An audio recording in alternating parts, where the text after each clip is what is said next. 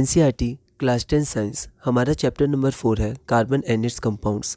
और आज हम लोग आखिरी क्लास करेंगे, क्लास नंबर 4। इसके बाद हम लोग सिर्फ क्वेश्चंस करेंगे, डिफरेंट क्वेश्चंस देखेंगे। क्वेश्चन नंबर 41 है, give an example of a homologous series, write the first 4 members of the homologous series. तो आप कोई भी एग्जाम्पल इसमें दे सकते हैं। An example of homologous series is alkanes, the first 4 members. तो हमें बहुत ही ध्यान रखना है, be attentive and increase concentration lose हुआ तो यहाँ पर मेंबर की स्पेलिंग गलत हो गई। ठीक है, तो फर्स्ट 4 मेंबर्स तो हमें ध्यान रखना है। एल्केन्स के क्या हो जाएंगे, मीथेन, इथेन, प्रोपेन और ब्यूटेन। आप चाहें तो इसका मॉलिक्यूलर फार्मूला भी लिख सकते हैं। अगला क्वेश्चन है question number 42, right the general formula for the homologous series of alkenes and alkynes. इनका जनरल फार्मूला भी एक होता है, तो हम लोग देखते हैं। The general formula for alkenes is CnH2n+2। Alkenes का होता है CnH2n और यहाँ पर अल्काइंस का होता है CnH2n-2। यहाँ पर ध्यान रखें, यहाँ पर n की वैल्यू अगर हम लोग 1 रखेंगे तो यहाँ पर कार्बन की वैलेंसी पूरी नहीं होगी। ये आपका CH2 बनेगा जो बहुत ही रिएक्टिव होता है। ठीक है, तो हम लोग का जो स्टेबल होता है अल्कीन्स, जो हम लोग पढ़ते हैं इसको, तो वो हम लोग शुरू करते हैं इथीन से, तो n की वैल्यू 2 से शुरू करते हैं। उसी तरह यहाँ हम लोग देखेंगे, अगर हम लोग n की वैल्यू 1 रखेंगे तो यहाँ पर 0 आ जाएगा। तो यहाँ भी हम लोग n की वैल्यू 2 से शुरू करते हैं। ठीक है, तो यहाँ से भी जो हम लोग स्टडी करते हैं, जैसे हम इस लेवल पे 10th में जो स्टडी करना है वो n की वैल्यू 2, तो C2H4 और यहाँ पर C2H2। ठीक है, अगला है question number 43, which are harmful for health, saturated fatty acids और अनसैचुरेटेड फैटी एसिड्स। ये जनरली बायोमोलिक्यूल्स का पार्ट होता है और ये हमें बहुत ही डिटेल में नहीं पढ़ना है, हमें पढ़ना ही नहीं है एक तरह से, बस रीडिंग के लिए मैंने क्वेश्चन फ्रेम कर दिया। ये हायर स्टडीज़ में हम पढ़ते हैं, जब हम लोग केमिस्ट्री या बायोलॉजी में या फिर हम लोग न्यूट्रिशन के बारे में थोड़ा देखते हैं, तब हम लोग इसके बारे में ज़्यादा स्टडी करते हैं, फैटी एसिड्स, कोलेस्ट्रॉल, इन सब के बारे में। तो which are harmful for health, saturated fatty acids और अनसैचुरेटेड फैटी एसिड्स। तो आंसर देखते हैं, saturated fatty acids are harmful for health. अगला है, why is the conversion of ethanol to ethanoic acid and oxidation reaction. तो हम लोग ने चैप्टर 1 में पढ़ा था ऑक्सीडेशन रिएक्शन, जिसमें ऑक्सीजन का एडिशन होता है। एनसीईआरटी इन टेक्स्ट क्वेश्चन है, इसको देखते हैं। The conversion of ethanol to ethanoic acid is an oxidation reaction because it involves the addition of oxygen to the ethanol molecule। तो ये हमारे पास इथेनॉल मॉलिक्यूल है, इसमें आप देखिएगा तो ऑक्सीजन ऐड हो गया, एक था अब यहाँ 2 हो गया। ठीक है, तो इथेनोइक एसिड का फॉर्मेशन हुआ। इसके लिए जो रिएजेंट्स होते हैं वो अल्कलाइन KMnO4 या एसिडिफाइड KMnO4 प्लस हीट, तो अल्कलाइन या एसिडिफाइड। ये हमें हायर क्लासेस में जानना है, रिएजेंट्स इनका यूज़ क्या होता है, एसिडिफाइड क्या होता है, अल्कलाइन क्या होता है। अभी हम लोग यहाँ पर इसको ध्यान रख सकते हैं, 11th-12th में हमें इसे पढ़ना है। अगला क्वेश्चन है, give a balanced equation for the reaction of ethanol with sodium and conc, मतलब कंसनट्रेटेड H2SO4। तो यहाँ पर हमारे पास ये इथेनॉल हो गया, तो इसे हमें ध्यान रखना है, इसका फॉर्मूला। इसे C2H5OH भी लिखा जाता है, कोई दिक्कत नहीं, इथाइल ग्रुप रहता है। Na तो यहाँ पर सोडियम इथॉक्साइड बनता है, तो H। ठीक है, तो H यहाँ पर हट जाता है, O- आ जाता है, एसिडिक नेचर भी शो करता है, सोडियम इथॉक्साइड और H2 गैस इवॉल्व करता है। उसके बाद हॉट कंसनट्रेटेड H2SO4, तो इथिन का फॉर्मेशन होते हैं, बहुत ही इंपॉर्टेंट रिएक्शन है। इसका मैकेनिज्म ये कैसे हुआ, ये सब हमें 12th क्लास में जानना है। ठीक है, वहाँ पर हमारा अल्कोहल चैप्टर है, यहाँ पर हम लोग से एक बार ध्यान रख सकते हैं। वैसे ऐसे क्वेश्चन जनरली पूछे नहीं जाते हैं, फिर भी अगर होंगे तो हम लोग इनको बाद में क्वेश्चन में देखेंगे। तो इथिन का फॉर्मेशन और H2 डिहाइड्रेशन हो जाता है, H2 निकल जाता है। Give the structure of ethanoic acid and its molecular formula, what is it also known as. तो इथेनोइक एसिड का मॉलिक्यूलर फार्मूला CH3COH होता है, C2H5 नहीं होता है। यहाँ पर इथेन में C2H5, C2H6 ऐसे नहीं ध्यान रखना है। यहाँ 2 कार्बन है इसलिए एथ आ गया, तो यहाँ पर O1 है तो एक कार्बन OH के साथ होगा। इन सब में थोड़ा हमें ध्यान रखना है। स्ट्रक्चर ऑफ इथेनोइक एसिड आपका ऐसे होता है, C डबल बॉन्ड OH है ना, ये फंक्शनल ग्रुप है। और इथेनोइक एसिड को हम लोग जनरल में एसिटिक एसिड भी कहते हैं, एसिटिक एसिड। अगला क्वेश्चन है, what is vinegar, what is it used for. तो 5 to 8% solution of acetic acid in water is known as vinegar and it is widely used as a preservative in pickles। तो जो pickles होते हैं उनमें preservative के रूप में इन्हें यूज़ किया जाता है, प्रिजर्वेटिव के रूप में ये यूज़ होता है। What is absolute alcohol। तो एब्सोल्यूट अल्कोहल, प्योर अल्कोहल को हम लोग एब्सोल्यूट अल्कोहल भी कहते हैं। एनसीईआरटी आप रीडिंग करिएगा, उसमें अच्छे से बताया गया इथेनॉल के बारे में और उसके मिक्सचर के बारे में, मतलब वो प्योर होता है, कितना डाइल्यूट किया जाता है और जो मेडिसिन वगैरह में यूज़ होता है वो कौन सा यूज़ होता है, कि कौन सा सेफ़ होता है, कौन सा सेफ़ नहीं होता है। एक जनरल रीडिंग आप एनसीईआरटी ज़रूर करिएगा। What is esterification reaction, give an example. तो the reaction between an acid and an alcohol to give esters. तो एसिड और अल्कोहल जो ईस्टर्स बनाते हैं वो रिएक्शन हम लोग बोलते हैं स्टेरिफिकेशन रिएक्शन। फिर से क्लास 12 में हमें इसे अच्छे से पढ़ना है, डिटेल में पढ़ना है, ऑर्गेनिक केमिस्ट्री का पार्ट है। अभी बस मैंने इसको ऐसे ही लिख दिया। तो यहाँ पर एक एसिड मैंने ले लिया, यहाँ पर इथेनॉल ले लिया। तो यहाँ पर ये एसिड के प्रेजेंस में, ठीक है, कोई एसिड है ना, डाइल्यूट एसिड हम लोग ले सकते हैं, कोई मिनरल एसिड, उसके प्रेजेंस में यहाँ पर ईस्टर COO, ये ईस्टर का फंक्शनल ग्रुप होता है। बहुत सारे फंक्शनल ग्रुप हमें बाद में ही पढ़ने, जब हम ऑर्गेनिक डिटेल में पढ़ेंगे, बेसिकली 12th में और 11th के एंड पार्ट में, ठीक है। और जब हम लोग इसको कॉम्पिटिशन में पढ़ते हैं तो फिर पूरा एक डिफरेंट सब्जेक्ट ही होता है, ऑर्गेनिक और इनऑर्गेनिक और फिजिकल। तो उसमें जब पढ़ेंगे तो वहाँ पर और भी फंक्शनल ग्रुप हमें देखने हैं apart from what we have studied in class 10। तो वहाँ पर एक COO, ये फंक्शनल ग्रुप होता है, C++O और O, वो हमारा ईस्टर कहलाता है। आगे हम लोग पढ़ते हैं H2। आगे हम लोग देखते हैं what is saponification reaction, what is it used for. तो ये रिएक्शन इंपॉर्टेंट है क्लास 10th के लिए, माइसेल्स का फॉर्मेशन और कैसे डिटर्जेंट्स या फिर सोप्स क्लींजिंग एक्शन करते हैं।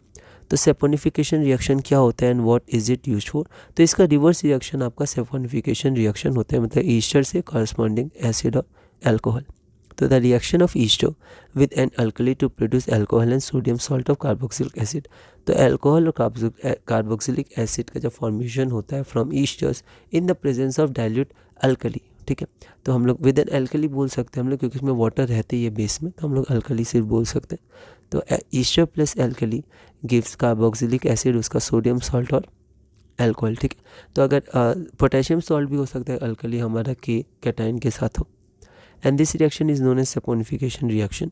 It is use in the preparation of soaps. तो जैसे नाम से क्लियर है, सोप्स बनाने के लिए यूज़ होता है। What are micelles draw structure, important question है, ठीक है, NCERT में अच्छे से दिया हुआ है, तो हम लोग को ब्रीफ में ही जितना दिया है उतना स्टडी हम कर सकते हैं। तो जो सोप्स होते हैं वो क्या होते हैं, वो सोडियम और पोटेशियम सॉल्ट्स होते हैं, किसके, लॉन्ग चेन कार्बोक्सिलिक एसिड्स के। तो एसिड्स के सोडियम या पोटेशियम सॉल्ट्स होते हैं, जो अल्कली यूज हुआ है NaOH या KOH, जनरली यही यूज़ होते हैं। The ionic end of the soap interacts with water while the carbon chain interacts with the oil। तो यहाँ पर हम देखते हैं ये हमारे पास लॉन्ग चेन फैटी एसिड है, तो यहाँ पर एक आयनिक एंड है, ठीक है, Na+, और ये हाइड्रोफोबिक एंड है, ठीक है। तो ये हमारे पास कार्बन हो गया, कार्बन का चेन है लॉन्ग चेन, ठीक है, और ये हाइड्रोफिलिक है, ठीक है, आयन है, इंटरेक्ट कर सकता है, हाइड्रोफोबिक पार्ट हो गया, ठीक है। तो दो पार्ट है, एक हाइड्रोफोबिक और एक हाइड्रोफिलिक, है ना। हाइड्रोफिलिक मतलब वाटर से जो रिएक्शन का है वाटर के पास रह पाए, ठीक है। The ionic end of the soap interacts with water, जो Na+ दिया हुआ है डायग्राम में, while the carbon change interacts with the oil.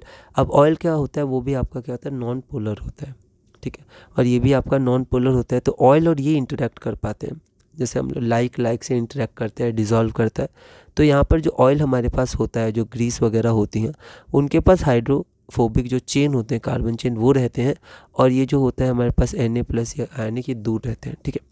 जैसे कई सारी चेन फॉर्म होती है, और क्योंकि यहाँ पर रिपल्शन होता है तो एक दूसरे से मिलते भी नहीं है, क्योंकि आयन है ++, तो ये दूर रहते हैं एक दूसरे से, ठीक है। और यहाँ पर हमारा जो हमें ऑयल या डर्ट निकालना है वो बीचों बीच रहता है उस माइसेल्स के।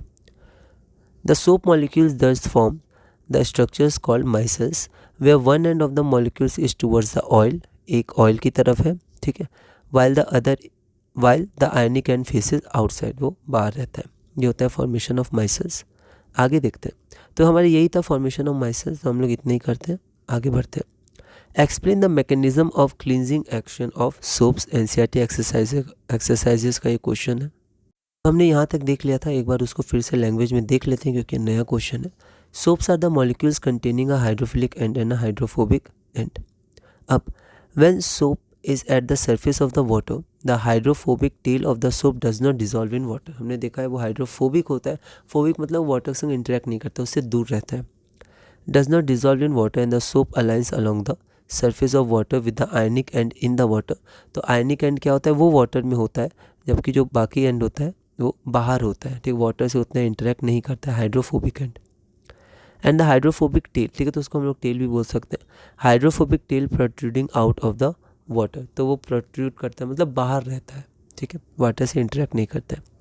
Inside the water the formation of micelles take place in which the hydrophobic tails are in the interior and the ionic ends are on the surface, ठीक है। तो जो आयनिक एंड होता है वाटर के सरफेस पे होता है, और जो हाइड्रोफोबिक टेल होता है वो इंटीरियर की तरफ होता है। Soap in the form of micelles is able to clean since the oil dirt will be collected in the center of the micelles. जो oil और dirt होता है बीचों बीच हमारा होता है, ठीक है, यहाँ पर आपका हाइड्रोफोबिक पार्ट होता है. The micelles stay in the solution as a colloid and will not come together to precipitate because of the ion-ion repulsion. ठीक है, तो एक कोलाइड की तरह रहेगा, वाटर में एक दूसरे से मिलेगा नहीं क्योंकि यहाँ पर आपका Na+Na+ एक दूसरे को रिपेल भी करेगा. ठीक है, because of the ion-ion repulsion. Thus the dirt suspended in micelle is also easily rinsed away. तो क्या होता है जब हम उसको रिंस करते हैं वाटर से तो ये माइसेल्स क्या करते हैं, ऑयल डर्ट को लेके निकल जाते हैं, वो जो हमारा कपड़ा है, क्लोथ है, उससे. ठीक है, क्योंकि सस्पेंडेड रहते हैं सॉल्यूशन में. ओके, तो ये थोड़ा सा मैंने कोशिश की, कुछ अगर नहीं इसमें समझ में आए डिटेल में तो कोई दिक्कत नहीं है. हम लोग एक जनरल ओवरव्यू लेके इसको लिख सकते हैं, आप समझ सकते हैं अलग अलग जगह से इसका फॉर्मेशन, इसका एक्चुअल प्रोसेस आप देख सकते हैं. यहाँ पर मैं थोड़ा थ्योरी और समझाने की कोशिश की. ठीक है, ये इंपॉर्टेंट क्वेश्चन है, ठीक है, 10th लेवल का, तो आप इसको ज़रूर ध्यान रखिएगा. अगला क्वेश्चन है वाटर डिटर्जेंट्स. तो detergents are generally sodium salts of sulphonic acids. ठीक है, तो सल्फोनिक एसिड, एमोनियम सॉल्ट्स, ये सब ऑर्गेनिक के पार्ट होते हैं जिन्हें हमें डिटेल में पढ़ना होता है. बस हम इसे ध्यान रख सकते हैं कि डिटर्जेंट्स क्या होते हैं, वो सोडियम सॉल्ट्स होते हैं सल्फोनिक एसिड्स के, और अमोनियम सॉल्ट्स विद क्लोराइड्स और bromides and etcetera. They are used as cleansing agents. तो ये भी क्लीन करते हैं क्लोथ्स को generally. Explain the formation of scum when hard water is treated with soap. NCERT exercise का क्वेश्चन है. तो जब हार्ड वाटर में हम लोग सोप डालते हैं तो हम देखते हैं ऊपर कुछ वाइट सा प्रेसिपिटेट तैरने सा लगता है. ठीक है, उसे हम लोग स्कम कहते हैं. तो इसका फॉर्मेशन पूछा गया, तो देखते हैं. When soap is dissolve in hard water, तो हार्ड वाटर जनरली क्या होता है जिसमें ज़्यादा कंसनट्रेशन होता है कैल्शियम और मैग्नीशियम सॉल्ट्स का. तो when soap is dissolve in hard water, it मतलब soap reacts with the calcium and magnesium ions present in the hard water and forms the calcium and magnesium salts which are insoluble precipitate. ठीक है, तो soap क्या करता है interact करता है hard water में कैल्शियम और मैग्नीशियम सॉल्ट से, और फिर एक इनसॉल्युबल वो प्रेसिपिटेट बनाता है. ठीक है, इनसॉल्युबल प्रेसिपिटेट बनाता है और वो वाइट लेयर है ना, वाइट कलर का होता है, वाइट लेयर बनाता है सरफेस ऑफ वाटर पे, जिसे हम लोग स्कम कहते हैं. तो इसी के साथ हमारा ये चैप्टर पूरा हुआ. अगली क्लास में, मतलब अगली क्लास से जब भी मैं एक क्लास अपलोड करूँगा, अगली क्लास 5, तो उसमें हम लोग सिर्फ क्वेश्चंस ही करेंगे और धीरे धीरे आगे बढ़ेंगे. अब हम लोग अगली क्लास से क्या करेंगे, अब हम लोग थोड़ा फिजिक्स का पार्ट शुरू करेंगे, क्योंकि हमारे पास अब बायो के पार्ट आएंगे, जैसे लाइव प्रोसेसेस आएगा और कोऑर्डिनेशन, कंट्रोल कोऑर्डिनेशन, ऐसे करके कुछ आएंगे बायो. तो पहले मैं सोच रहा हूँ कि पहले मैं फिज़िक्स से शुरू करेंगे, जो हमारा अगला चैप्टर है लाइट के बारे में, तो उसको पहले देख लेंगे. उसके बाद ह्यूमन आई, कलरफुल वर्ल्ड है, उसके बाद इलेक्ट्रिसिटी है, ऐसे करके, और फिर लास्ट में इन्वायरमेंट भी है. ठीक है, वो एक जनरल टॉपिक है. तो इन सब को पहले पूरा करके फिर हम लोग बायो फिर शुरू करेंगे फिज़िक्स के बाद. तो इस वीडियो में हमने क्लास नंबर 4 पूरा किया और क्वेश्चन नंबर 54 तक किया. अगली वीडियो में हम लोग अगला चैप्टर शुरू करेंगे, जो हमारा फिज़िक्स का पहले चैप्टर है, लाइट के बारे में हम लोग स्टडी करेंगे और धीरे धीरे अपने क्लास 10 साइंस एनसीईआरटी में आगे बढ़ेंगे.